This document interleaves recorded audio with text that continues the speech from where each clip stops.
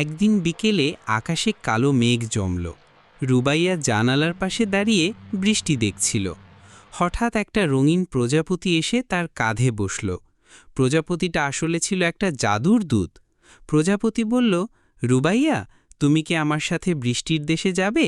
সেখানে আইসক্রিম নদী, খেলনার পাহাড় আর হাসির বাগান আছে। রুবাইয়া খুশিতে লাফিয়ে উঠল, হ্যাঁ, আমি তো আইসক্রিম খুব ভালোবাসি। তারপর ঝট করে প্রজাপতির ডানা ছুঁতেই রুবাইয়া উড়ে গেল আকাশের ওপারে। ওরা গেল এক জাদুর বাজারে। সেখানে সব খেলনা কথা বলে আর আকাশ থেকে আইসক্রিম বৃষ্টি হয়। রুবাইয়া দৌড়ে দৌড়ে আইসক্রিম খেতে লাগলো আর খেলনা বন্ধুদের সাথে হাসিতে মেতে উঠল। শেষে প্রজাপতি বলল, রুবাইয়া, এখন বাড়ি ফেরার সময়। রুবাইয়া ফিরে এসে মাকে বলল, মা, আজ আমি বৃষ্টির দেশে গিয়েছিলাম মা। মা হাসলেন আর রুবাইয়াকে জড়িয়ে ধরলেন।